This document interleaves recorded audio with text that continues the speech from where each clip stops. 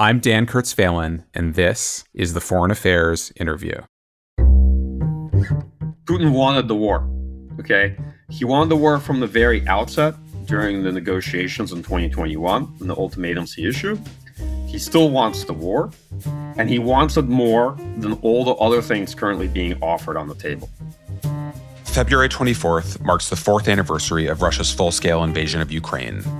After Moscow's initial onslaught, Ukrainian counteroffensives, and slow Russian gains since, the war has settled into a brutal pattern of attrition, adaptation, and endurance. Ukrainian cities are rationing electricity as the Ukrainian military struggles to muster the manpower and munitions needed to gain a decisive edge. Meanwhile, the battlefield has become a hellscape of drones and artillery fire, with no clear breakthrough for either side in sight. Michael Kofman has been one of the sharpest observers and analysts of the changing nature of the war, from Russia's troop buildup in late 2021 to the present, in the pages of Foreign Affairs and elsewhere. He has also considered the geopolitical implications of each new phase of fighting, what the continued threat of a belligerent Russia means for the West, and how Ukraine's allies can prepare it for sustained conflict. Now, as the war enters its fifth year, Kofman, a senior fellow at the Carnegie Endowment for International Peace, argues that Russia retains battlefield advantages, but they have not proved decisive, and more, time is working against Moscow. Yet ending the conflict on terms acceptable to Ukraine, he writes, will not be an easy feat either. In this special bonus episode, I spoke with Kofman on Wednesday, February 18th, about where the war stands 4 years in and how it might change in the weeks and months ahead.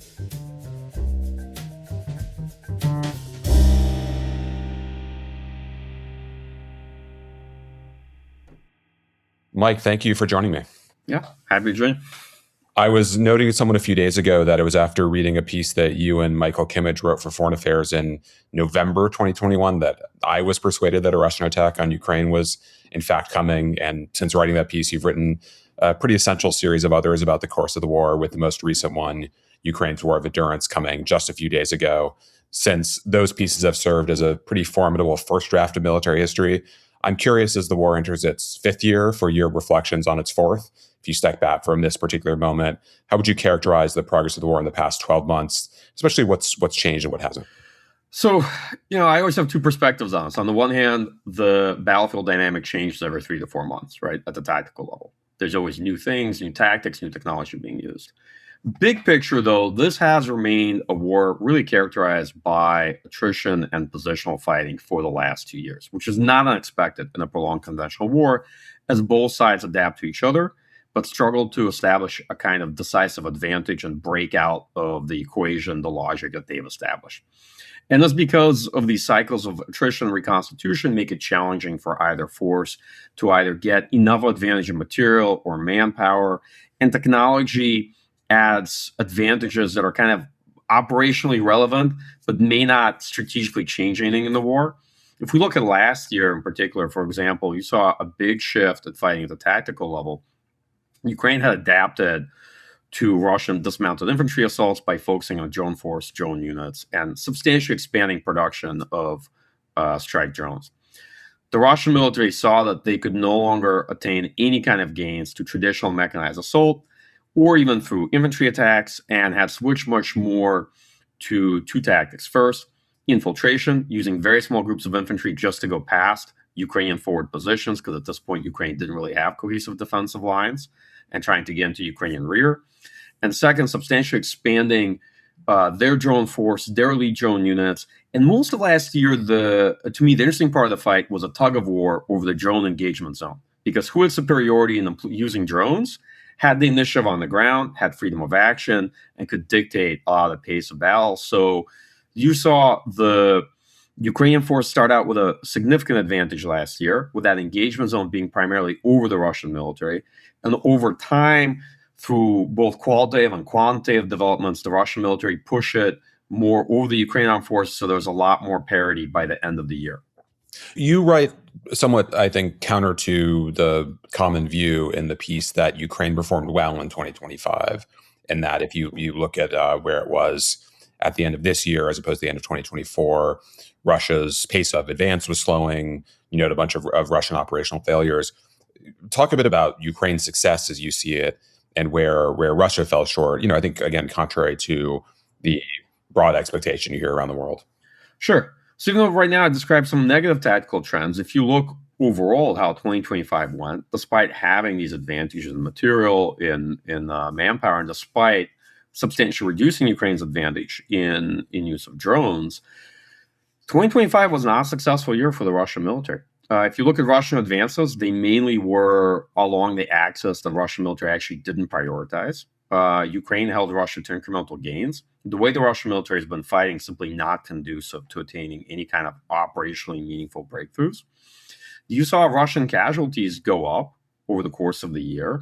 And as we got further into the fall and in the winter, Russian unrecoverable casualties started to really go up and match the recruitment rate, so they could no longer expand the force. So the trend line in terms of manpower availability for Russian military started to become increasingly negative if you look at them having trying to sustain this pace of offensive activity in 2026. And bottom line, the Russian military had consistently made the bet that if they conduct offensive operations at a very high intensity, even though not large scale, along this broad front, of 700 to 800 miles, that eventually the Ukrainian military will crack, that they'll be able to grind their way through the front and there'll be a collapse on the Ukrainian military side. And that simply hasn't taken place, right? They weren't even able to take the rest of Donetsk, and Ukraine still controls sort of the last 20% of it. And it doesn't look like the Russian military is any closer to achieving that minimal objective. So it'll take them a long time to fight over the rest of Donetsk region, even this year. So across the board, it's hard to say that 2025 went well for Russia despite all their advantages. And increasingly, as they go into 2026, you start to wonder whether time is on their side. Because if you look at both their constraints, their combat performance, and the growing economic strain from sustaining the war, they're not much closer to achieving their objectives than they were a year ago. The past year, I mean, especially since Trump's, not just since inauguration, but especially since that dressing down of President Zelensky in the Oval Office in late February, there's been lots of political and diplomatic ferment. Obviously, Trump promised to end the war in 24 hours. That has not happened. To what extent has that diplomatic and political drama affected the battlefield itself? I mean, on some level, it looks like things on the ground are continuing almost irrespective of what's happening in negotiations. But you also, I imagine, see both sides kind of fighting for position and using the battlefield as an element of those negotiations. So, I mean, how do you see the interaction between those two factors? So there's not an immediate battlefield effect on the one hand, although it does affect, for example, recruitment in Ukraine. If people keep going through cycles of negotiations thinking the war might be over, it doesn't have a very positive effect for mobilization and for morale, because if you think this war is going to be over, the United States is going to force both sides to settle it soon, why should you necessarily enlist at this point? Where I think it does matter is, look, the reason we look at the fighting isn't because something will be determined in this war by who controls the next 10 kilometers of Donetsk, right? This war principally isn't about that. But the fighting informs the relative leverage that either side has in negotiations. And now it is increasingly not just about the tactical level, not just about who takes what territory, liberates more territory, but the relative positions of the two sides in the negotiations. The United States is serving as a catalyst, both for a narrowing of positions, right, between Ukraine, Europe, and to a much lesser extent, Russia. Because if you look at who the outlier is, that's not really narrowed their political demands relative to their actual military performance. It's definitely Moscow. But also informing relative size of expectations. Like, would Russia be able to take the rest of Donetsk if they just kept fighting for another year, or will it take them longer? Can Ukraine hold on? And so fighting essentially provides information, both to Russia and Ukraine, but also to external parties like the United States that are trying to serve as the catalyst to force an end to the war. Do you see anything about battlefield behavior or tactical changes by either side that suggests that they are, in fact, preparing for a ceasefire or serious about that? Honestly, no. I think that the assumption on both sides is that this war is going to go on. And it's been so far very difficult for the United States to try to impose any kind of artificial timeline or ceasefire on this conflict, right? And you consistently see Trump administration trying to come up with a timeline by which they would like to get a ceasefire, and neither side reacting to it very well for a very particular reason. It's clear that Trump administration lacks sufficient leverage in this case. And it's also clear that the conditions aren't quite there if you look at what's happening on the ground. The Russian military is advantaged, but not decisively so, such that Moscow can really make the demands that's currently making at the negotiating table. Ukraine is not in a dire state, nor is the battlefield that fragile in terms of organization of Ukrainian defense that they need a ceasefire tomorrow or are in a position that they have to accept any deal. So they're negotiating actually from a fairly practical standpoint, that is objectively their military situation is not nearly as dire as it's sometimes painted in Washington, D.C. It may not be as great as it's sometimes painted in European capitals either. The truth is probably a bit in the middle. I was struck in your piece, and this was persuasive, that you noted that if you'd gone back a year, or if you'd gone back to that Oval Office meeting, Putin seemed like he was in a pretty great position. That was even true in August when he and Trump met in Anchorage. Putin has really screwed that up, right? He's made a couple of assumptions that proved not to be true. What did Putin get wrong? And how did he kind of miss this opportunity that seemed to be at hand for him when Trump came back into office? I think if we're talking about Putin, he probably made two big bets last year. First is that pressure on this broad front will eventually force a collapse. And that's the bet the Russian military has been making for the last couple of years, actually. And it's not panned out for them so far. But the second is obviously the political bet that through Russian diplomacy, he can maneuver the United States out of the war, kind of collapse the Western coalition, and then ultimately achieve what he wants that way, right? Because if you get the United States to turn against Ukraine, sure, Europeans may still be with Ukraine, but there's a lot of critical things that Ukraine needs from the United States that Europeans can't easily substitute for, even if they are now providing the bulk of the assistance. And yes, it definitely early on in the spring looked that way because Washington's view was that Ukraine was the problem in the negotiations, right? And it clearly changed much later by late summer and fall. And ultimately, the United States actually sanctioned Russia, right? Sanctioned Russian energy companies. And you saw both Russian intelligence and Russian material support for Ukraine continue, even though now it's paid for by Europeans. It's no longer aid. But nonetheless, Europeans come up with the money. We provide the capabilities. We continue to provide support. And in big picture, things haven't changed last year that much. Yeah, it might be a bit less, but you don't see it resulting in dramatically increased Russian battlefield gains. And if this goes on for another year, then it leads to a big question mark. Okay, well, what's Putin's theory of success at that point, right? If he continues making his bet. How he got wrong is a good question. I think that, this is my own view, I think that Trump administration may have come in at first very optimistic about what they had to offer to Moscow and how much Moscow might desire that more rather than continuing the war. The problem they have is that they inherently discovered that which many other people dealing with Russia have discovered. Putin wanted the war, okay? He wanted the war from the very outset during the negotiations in 2021 and the ultimatums he issued.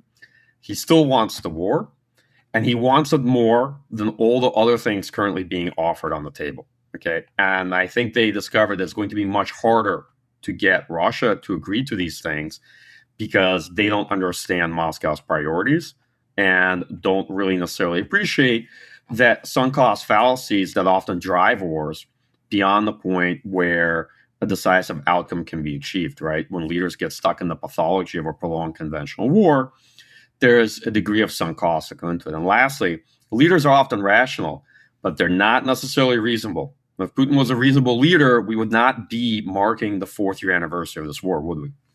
You say he wants the war, and that's because he's can't get out of the sunk cost fallacy, or because it's essential to his power at this point, that the way the economy and society in Russia's adapted, it's better for Putin himself if war continues?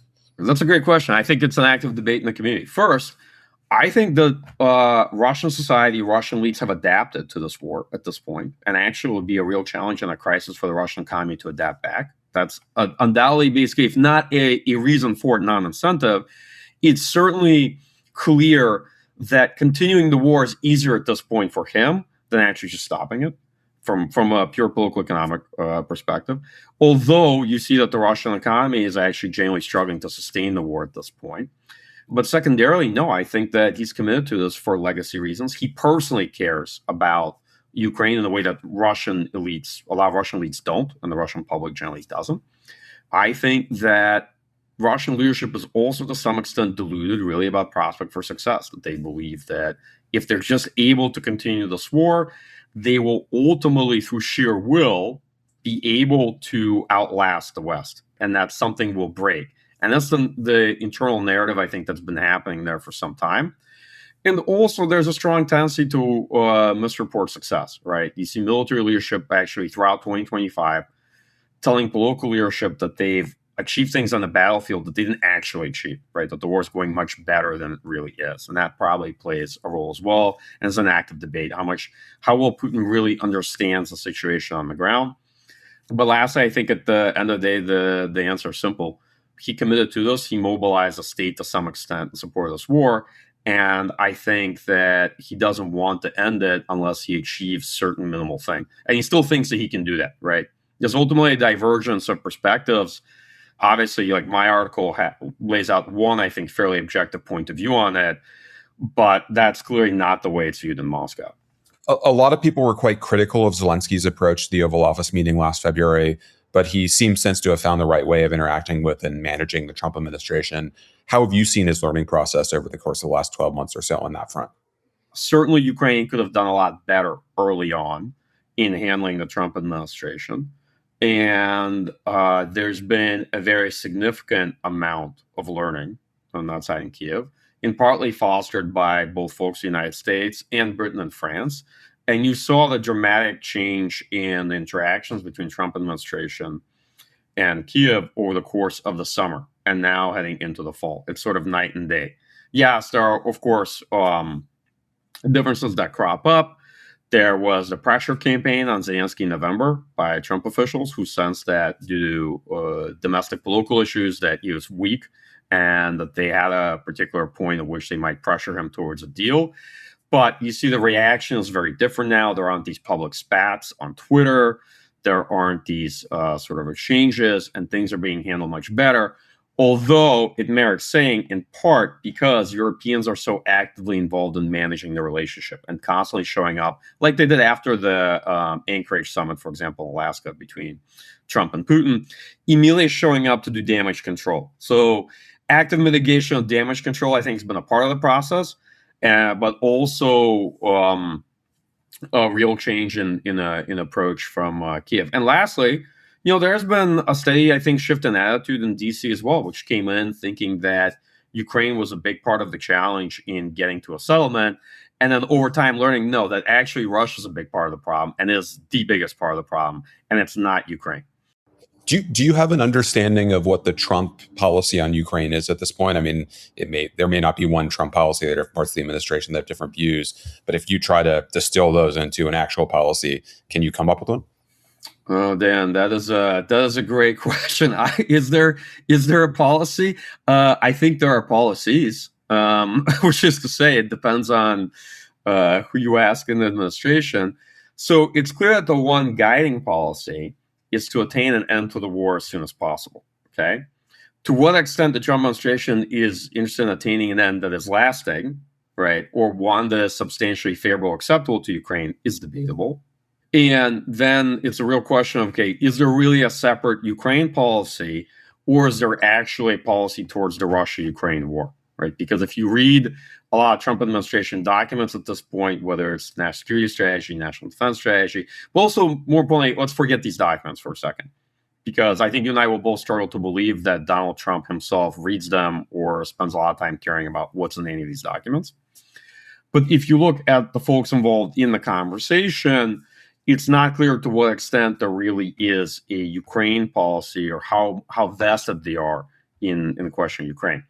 And to the extent to which Ukraine fits in their policy towards Europe, it is to shift the burden for maintaining security in the European continent to Europeans as much as possible. That policy is very much clear. And I suspect in the future, Ukraine will essentially be a subcomponent of that broader point of view and that broader trajectory in U.S. policy. When you look at U.S. support, what are the things that only the U.S. can provide at this point? Is it really just intelligence and air defenses? Are there other things that have to come from the U.S. and that the Europeans can't pay for or backfill? Okay, so there's a big question of what we can provide from a capability point of view. yes, Europeans are now paying for most of this. That's true. I think that it's obviously air defense interceptors for systems that we provided that are essentially only made by the United States. It's certain types of precision strike munitions as well. It is parts, maintenance, and things for equipment that we provided to Ukraine over the course of the war. And it's intelligence support of various kinds that I will get into. And I will put it this way, it's not that I think European countries can substitute for some of that, but they're certainly not in position to do all of it or to do it at scale, right? And that would take considerable transition, I think, for them to be able to take that over from the United States. And lastly, so at the end of the day, the United States coordinates much of the security assistance to Ukraine as an effort at Security Assistance Group Ukraine in Wiesbaden. And there's a whole village there of not just European colleagues, but Western countries that are involved in that under separate mission on SATU. But we are still in the leading and coordinating role of quite a bit of this. And that's not to say Europeans can't fully take it over, but it would certainly be, I think, a significant transition.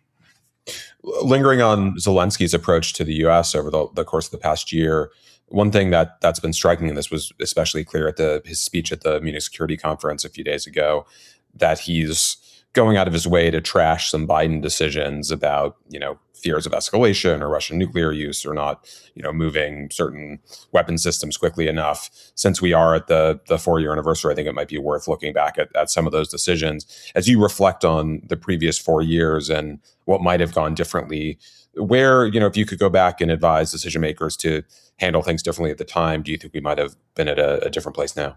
So, look, I'll put it this way. I'm annoyingly in the middle of this conversation because I think it's going to be a continued debate on whether if we had done things differently and if Ukrainians had done things differently, we would really have a difference in degree versus a difference in kind in outcomes, right? Because it's quite a few ifs, right? A lot of things are contingent on war that would have to come together for an outcome that's genuinely different in kind. So I don't subscribe to the simplistic narratives that if only we had done this thing at this particular point differently, a prolonged conventional war would have had a completely different outcome. That said, first, I think that definitely in the Biden administration early on, there were exaggerated concerns about the risk of escalation first couple of months in the war that probably delayed for a couple of months the organization of efforts to transfer capabilities to Ukraine. Although I think intelligence sharing in many respects changed on a dime, right, at the opening of the war in ways that many of us as analysts couldn't have possibly predicted, both from the United States and European countries. And it made a real difference on the battlefield for Ukraine. But the material support came later. And the other kind of thing that drove it was, I think, U.S. military, based on its experience in Iraq and Afghanistan, had a really mistaken notion of how long it would take Ukrainian military to absorb these capabilities and be able to employ them in effect. And that was simply a learning process, I think, for U.S. and Western militaries based on past experience and not having worked with a military like Ukraine's. Because the training had gone so poorly, the perception was in Afghanistan and Iraq. Yeah, I think the view was that, our advanced capabilities would take a long time for Ukraine to absorb. But the truth is that Ukrainian personnel who already had fairly capable Soviet systems were transitioning from, let's say, Soviet type artillery or Soviet type air defense to our type air defense wouldn't take nearly as long. This was an institutionalized military with folks that had a pretty good technical background and would be able to pick that up a lot faster than many people in the U.S. military expected. And, but when you look at that back then, there were certain assumptions about it that was hard to argue because the practitioners, if they tell you it takes a certain amount of months to learn to use something, who are you to tell them that they're wrong and actually takes less time than the person using it thinks it will until you see that in practice, right? You as an analyst are not well positioned to go debate with a person who's actually practiced with it. I do think that the main criticism you can levy the United States and other Western countries is that throughout the war, a number of capabilities we deployed, first, not at scale where they could make their greatest impact, but essentially trickled onto the battlefield in smaller numbers, and secondarily, often poorly timed with Ukrainian offensive and defensive operations, right? For example, ATACMS capabilities we deployed after Ukraine's summer 2023 offensive instead of before it, so that they could deploy it against Russian rotary aviation or other capabilities that Russia had that were relevant to that operation. And so there are a number of these decisions that were made. For example, the decision to provide Western armor to Ukraine was a debate for Germany for quite some time, and it cost probably a couple months, late 2022. That said, I do think that the bulk of the choices on force deployment, on strategy in this war were made by Ukraine and by Ukrainian leadership, particularly Ukrainian political leadership. Even just recently, the last couple of days, you see criticism from Valery Zaluzhny, the previous commander-in-chief, essentially claiming that in the big offensive of summer 2023, he wanted to concentrate forces along one axis, and it was political leadership that forced him to split the force three ways. So the way I look at it is still a lot of decisions on force management, on mobilization, on manpower, and on military strategy were made by Kiev. Some of the key offensives and how they were organized were ultimately made by Ukrainian political and military leadership. And you sort of can't just have a view of this war as one that solely selects for Western support and Western decisions without the actual country and the military that was fighting this war too. You could say they were structured and shaped by Western constraints. That's true. But there were a lot of choices that folks made that ultimately had the greatest impact in this war. And lastly, in many respects, the conversation on Western assistance tends to ignore that throughout certain periods of the war, there wasn't this Ukrainian force availability prior to the real launch of hostilities to kind of like portal out and train the West. Second, it really ignores what it takes to actually make these things happen. This is the kind of like magic wand theory of security assistance. Like how much time it took to set up the whole security assistance enterprise, training, logistics, and to build this pipeline. This was a significant part of Western efforts in 2022, right? And you had to build it in order to be able to do it. And sometimes folks think, so why couldn't we just transfer an entire brigade's worth of stuff to the Ukrainian military? And the short answer is, the way I put it is, look, if you could build a bridge in 3 days, then you'd have a bridge in 3 days. And the only problem is that you can't, right? Things aren't built that way. Right. So some of the historical counterfactuals fail because they simply don't appreciate the practical constraints. At Munich last weekend, there were lots of Biden officials sitting in the audience as Zelensky spoke, bristling at the criticism. And they similarly went to that 2023 counteroffensive and I think echoed the Zaluzhny criticism that Ukraine failed to kind of concentrate forces in the right way. And then they also, of course, pointed to what they saw as a serious risk of nuclear use by Russia in fall 2023 if Russian lines had collapsed. Do you see some validity to their view there? I mean, would you have urged the Ukrainians to concentrate their forces there? And did you assess the nuclear risk as real as you observed it from where you sit in fall 2023? So if we go back to fall 2022, I think that was a genuine nuclear crisis. And I don't necessarily think the risk was that high because the conditions were never met. Ultimately, Russian mobilization served to stabilize their lines, and they were able to withdraw from Kherson. So we never got to a point where it was likely Russia might use nuclear weapons. But I do think that there's more to it, and it tends to be underplayed. Okay. That said, it didn't drive anything in U.S. policy. So it's not like the United States in any way affected Ukrainian operations during that time. Things played out the way they did because of the situation on the ground. I myself was in Kherson in October of 2022, and I saw it. The second point on the criticism of Biden administration during summer 2020 offensive, yeah, there were recriminations abound. Okay, my view was that we could have done a lot better, but ultimately the concept of operations was unworkable from the outset for that offensive operation. I think a lot of things it would have needed were missing. And I think that the big choice on distribution of forces and fires and the decision to continue an offensive, even though it clearly failed all the way up till November, was ultimately Ukraine's. And that's a conversation for Ukrainians to have amongst themselves. And they're increasingly having that conversation.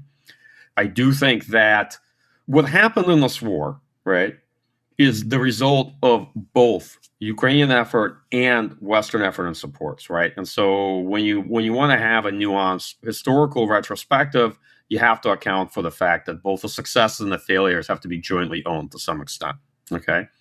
And that it's hard to select for which was the most causal factor for a very simple reason. Outcomes in war tend to be multi-causal. I'm very wary of anybody that points to a single cause for any outcome in a conventional war such as this.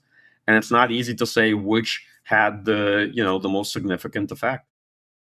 We'll be back after a short break. And now back to my conversation with Michael Kofman. In the new piece, you stress that the kind of key factor at this moment is how each side manages to endure and to exhaust the other. As you look at the Ukrainian side, Where are the areas of weakness? And where, if you worry about Ukraine's ability to endure, where do you see cause for real concern?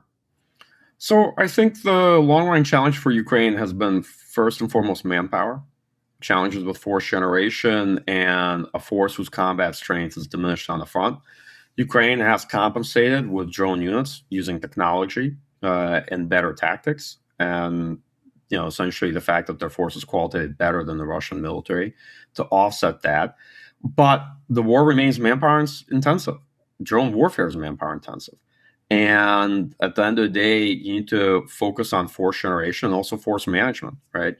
I think force management is another issue. Command and control above the level of the brigade. The Ukrainian military is largely a brigade-oriented military, and for a long time had struggled to cohesively organize the effort above that of brigades, who would often horizontally integrate the fight.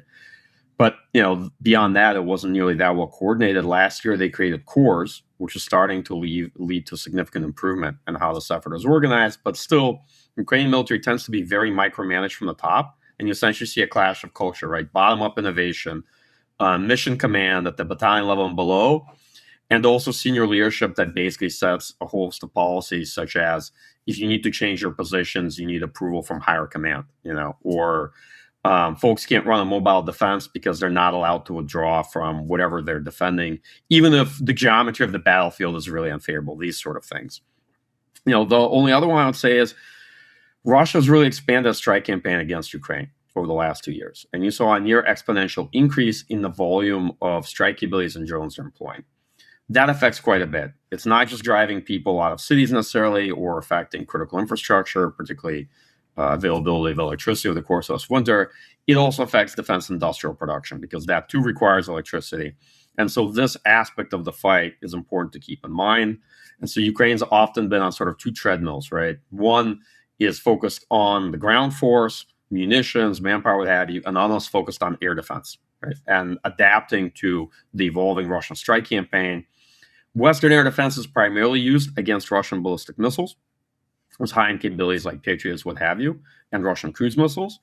Ukraine has worked to expand the use of interceptor drones to deal with the Russian one-way attack drones threat, which is the bulk of the Russian strike packages. And I describe a bit of that in the article, but essentially that fight is a big part of what's happening in the war. It is striking. I haven't been to Ukraine in a couple of years, but when you talk to people and even in Kyiv and in other cities, there does seem to be a real kind of weariness this winter as they deal with freezing temperatures and almost no heat and electricity. That does seem like a not totally implausible theory of success for Putin, that you'll just have enough Ukrainians that get through this winter and just say they can't do it again without some kind of assurance that air defenses will improve. I mean, is that reading wrong? And as you look at the technical side of this, are there any innovations that you see coming on the Ukrainian side that might prevent the effectiveness of these kinds of missile and drone barrages next winter?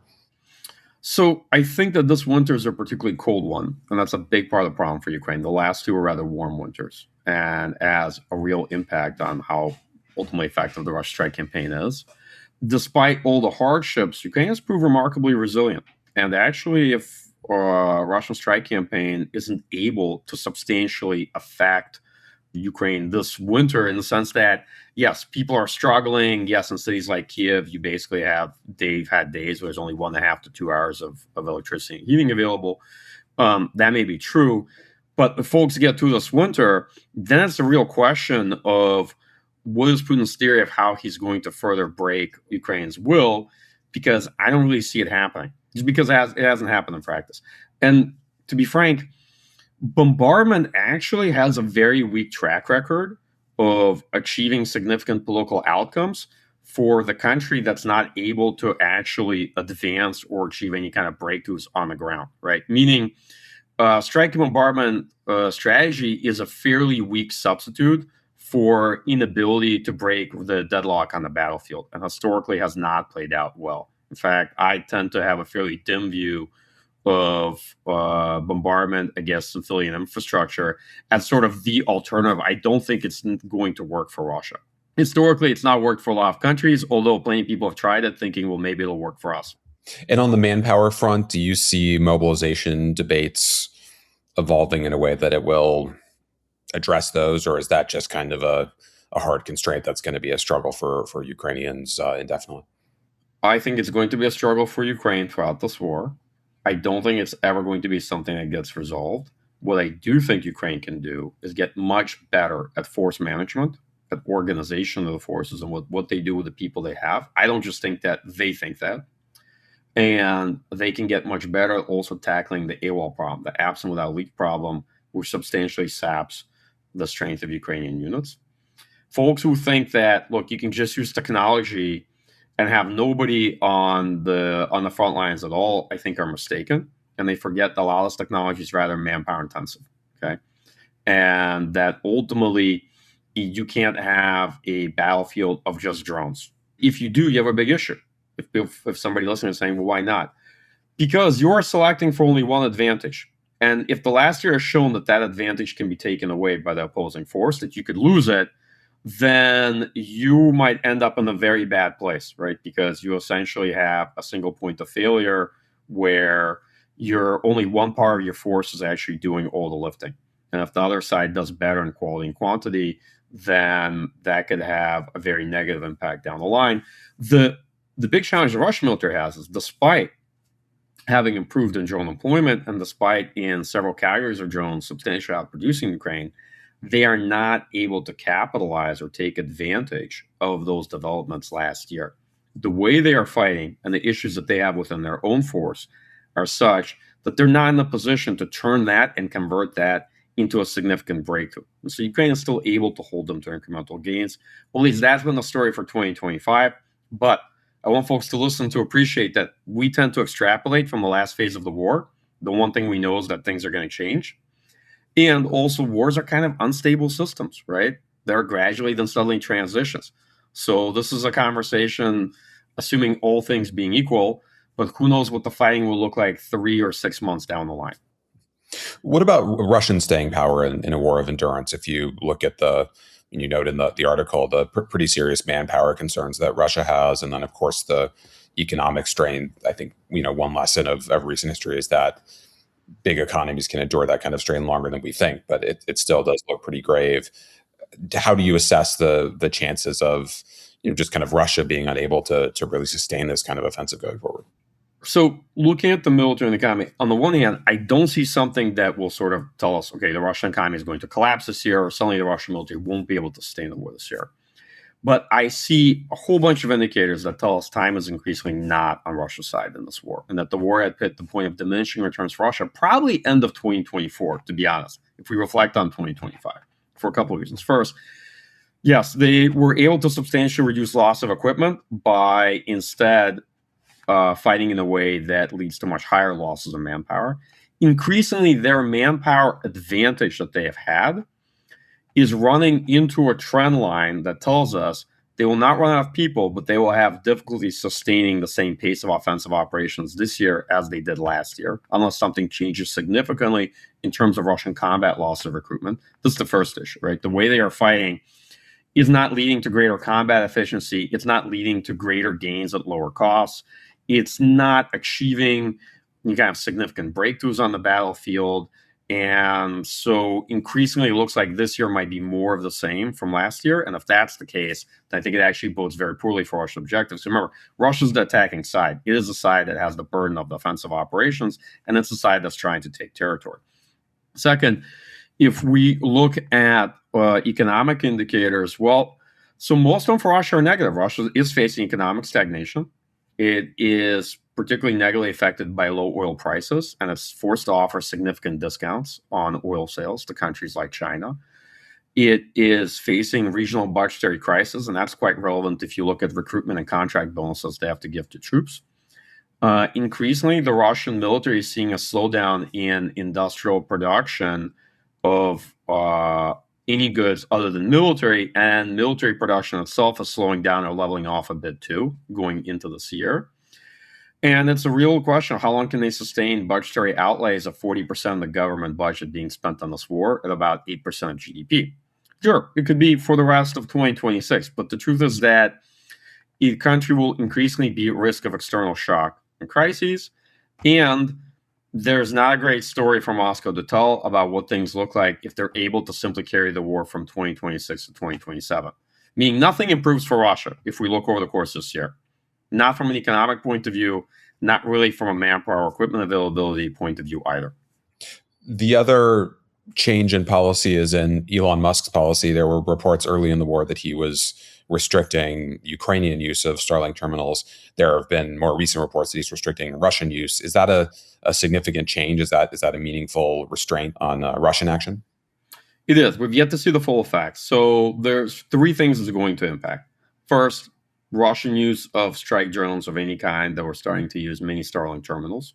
Second, Russian use of UGVs, uncrewed ground vehicles. This is one area where Ukraine has led in substantially to offset their battlefield losses in the rear. And most of these use Starlink terminals, right? It's the cheapest way to enable communications for UGVs. Russia had started to also expand use of UGVs, but again, using Starlink terminals. There are some ways they can adapt using various types of Wi-Fi bridges and relays, but it essentially eliminates a very easy solution for them to enable the use of these types of drones. But the most important one is organization of communications, command and control at the tactical level. Russian forces were not as dependent on Starlink as the Ukrainian military. They adopted much later. But as they came to adopt it, particularly the last couple of years, they naturally became more dependent on it.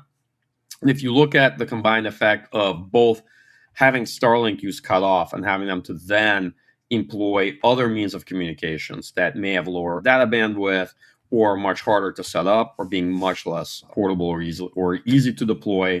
On top of that, Russian leadership itself had chosen to sabotage their military by starting to throttle Telegram, a messenger service that many folks here might be familiar with, to try to push them onto a different platform.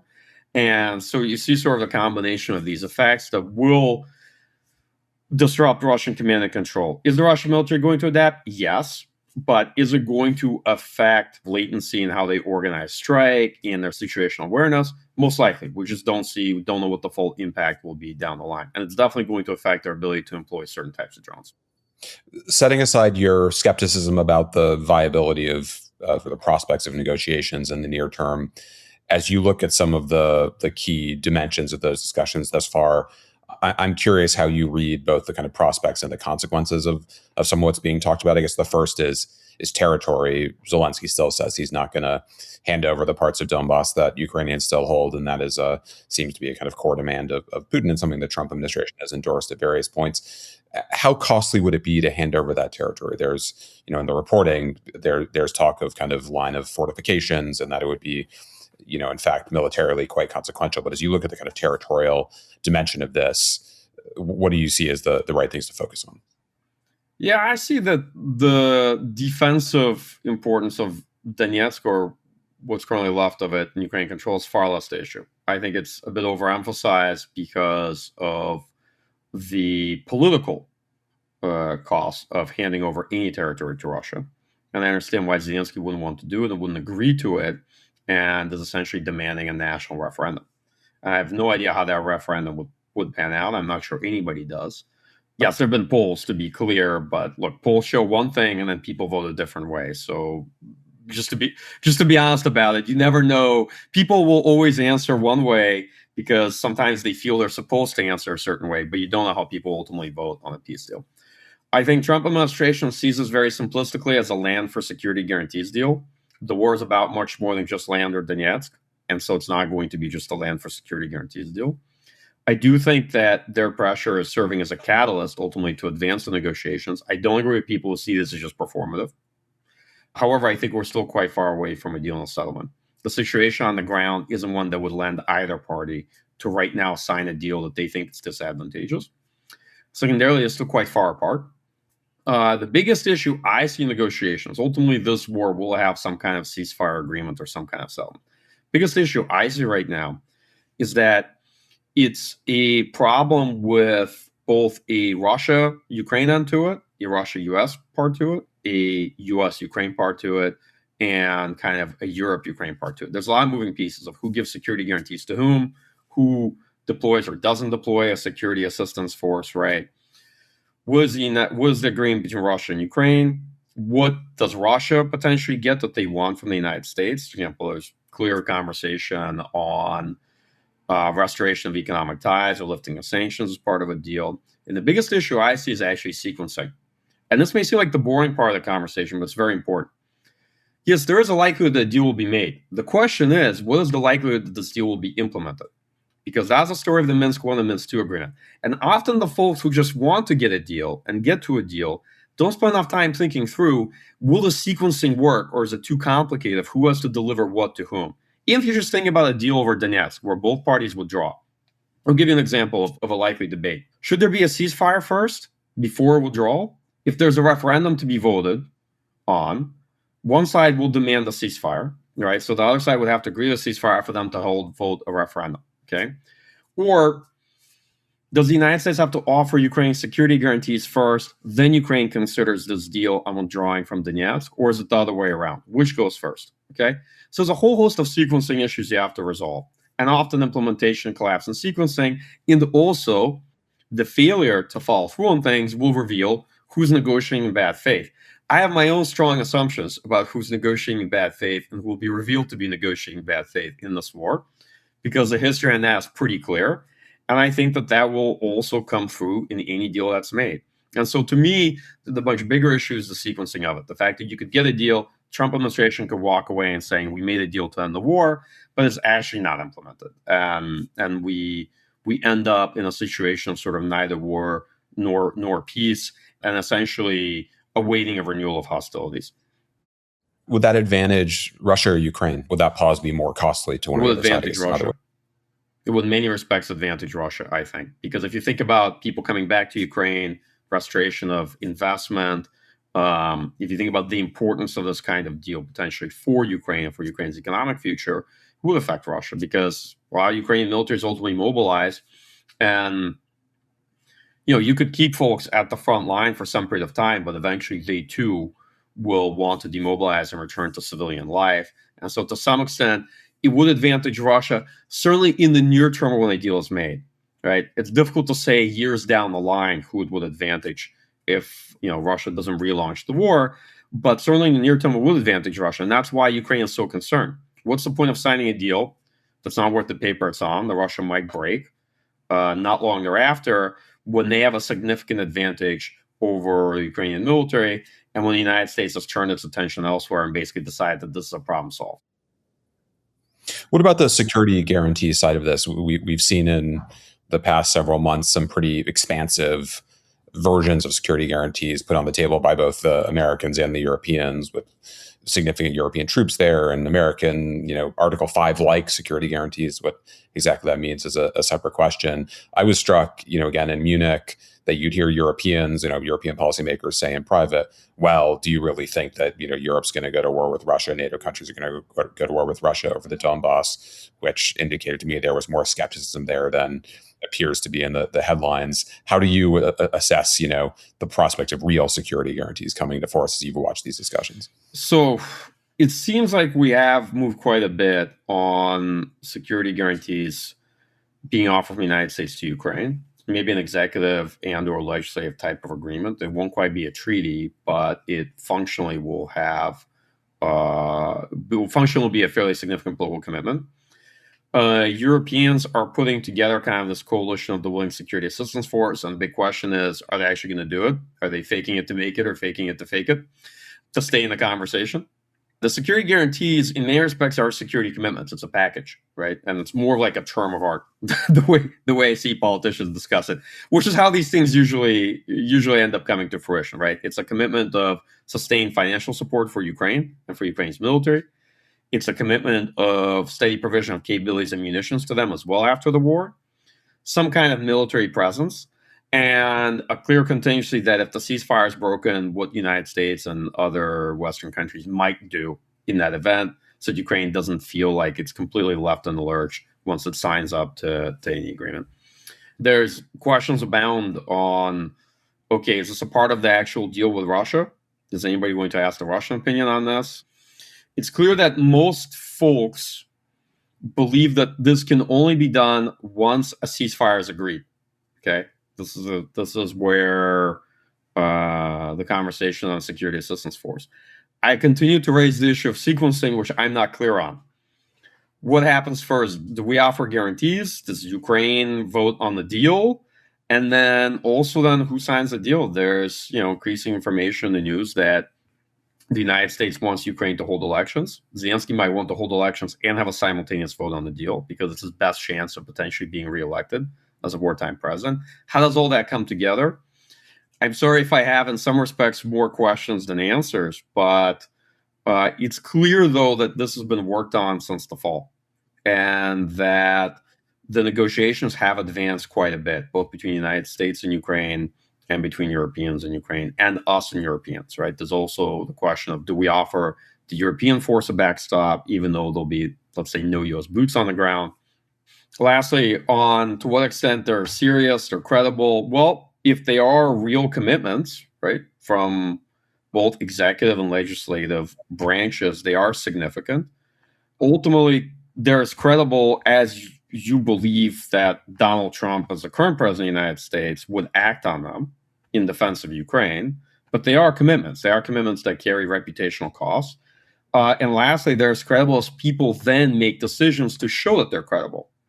Are forces deployed? Are there plans developed to support Ukraine? Or is this a piece of paper, okay, that didn't have much behind it, right? At the end of the day, memorandum 30 years later, essentially. Yeah. But also, look, with respect to NATO Article 5 guarantees, NATO Article 5 doesn't say all that much, to be perfectly honest, right? It says that states individually and collectively will provide military aid to the party. It doesn't say what that assistance has to be or what form it takes. And there is a reason why we have operational plans, why we have forward deployed NATO battle groups in Baltic countries, because just that guarantee in an alliance is not enough. You also have to do the rest. That's why throughout the Cold War, we had a large U.S. military presence in Europe.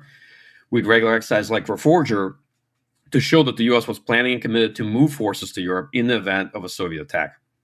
So this is one of the big challenges I often have as someone who spends their time doing defense analysis, is that the folks who want to issue security guarantees will often do that and then not necessarily think through the planning side of it, right? Are there going to be U.S. forces in Europe to do that? Because to some extent, what I think Trump administration wants to do right now is a little bit contradictory. They want to download the U.S. Military commitment to Europe while uploading the U.S. potential security commitment to Ukraine. And you can't have both, from my point of view.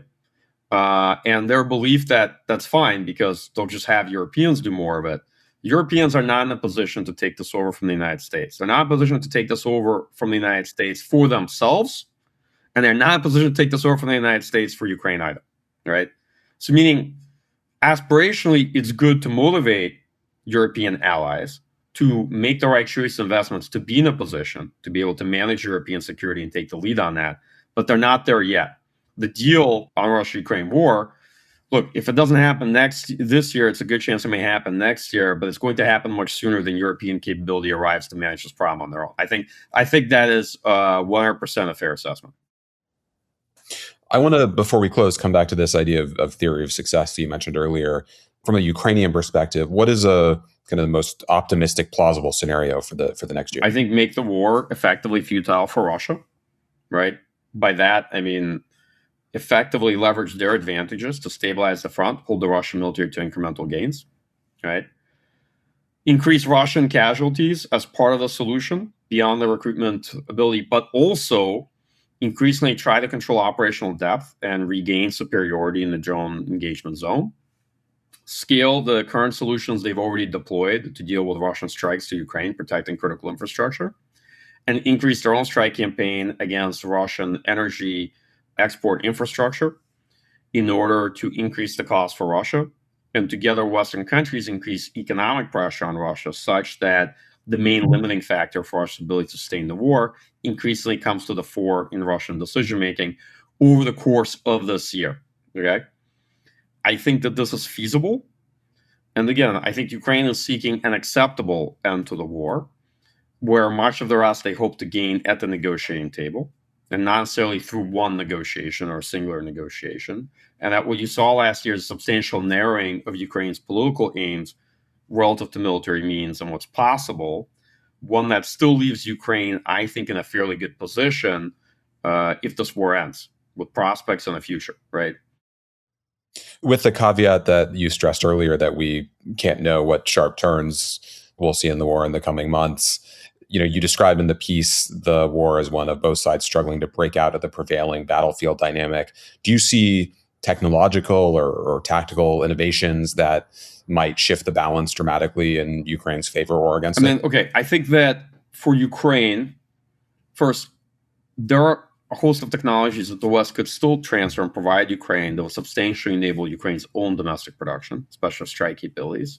I do see there are technological developments that can allow Ukraine to regain control of operational depth on this battlefield. I don't see anything that are necessarily game changers, but just to be clear, I have a strong bias that there are no real game changers in a conventional war. The things that are game changers are ultimately the result of changes in operational concepts and force structure and organizational capacity. It's not just the technology that gets employed, it's how you employ it and how the force organizes around its employment. And those take time to develop. They're not things that just show up overnight.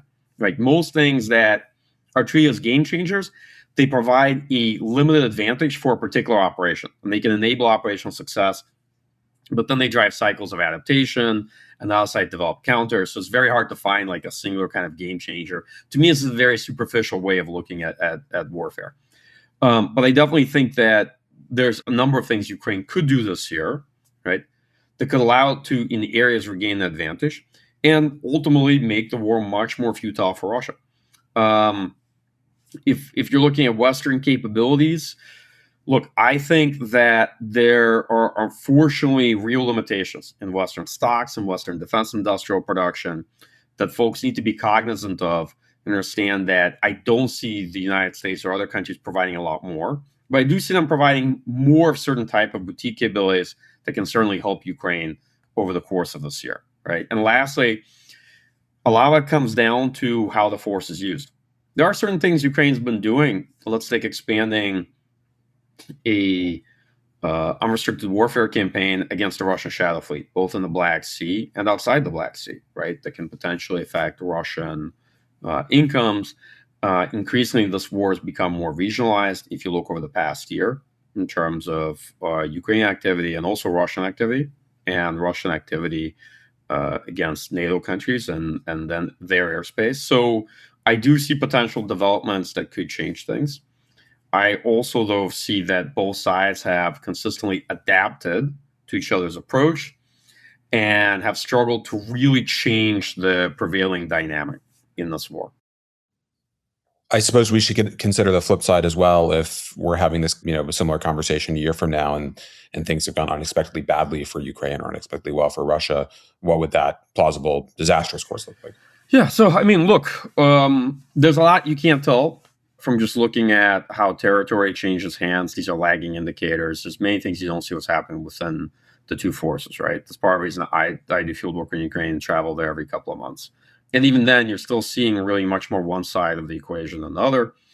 So there's always things to account for, right? That one side might have a more successful offensive operation than you might expect. One side is weaker than you might expect. That there could be a cascade effect or ripple effect. Let's say disabling Starlink for Russian forces could have much greater effect on their command and control than we anticipate. That's a possibility. Let's say Russia's strike campaign against Ukraine might hobble Ukrainian defense industrial production more than we know now, because in the choice between powering homes and cities versus producing capabilities you need, the country's obviously going to choose one over the other. We don't know how that's going to play out. And also, there's lots of external shocks and external factors that we don't account for. I'll give you an example. Let's say United States in the next couple of weeks launches a sustained strike campaign against Iran, and that consumes a lot of U.S. munitions and efforts and diverts them from Russia-Ukraine war. Or leadership in the Pentagon decides that it should, okay? Because other wars, other conflicts will not wait for your war to finish, right? And they can substantially affect both U.S. attention and the extent to which U.S. prioritizes the Russia-Ukraine war. That's a possibility. There are economic shocks and events that could happen that could substantially affect the Russian economy as well, which is quite vulnerable to them, right? It could affect prices for oil and energy. There are things that the West could do for example, to really go after the Russian shadow fleet that would really crimp Russian revenue generation from exports. So there's a number of things that it's not that easy to account for. Mike, thank you for doing this on the 4-year anniversary of the start of this phase of the war. Thanks for the most recent fantastic piece and all the work you've done for foreign affairs over the last few years. Thanks a lot. Thanks for hosting this.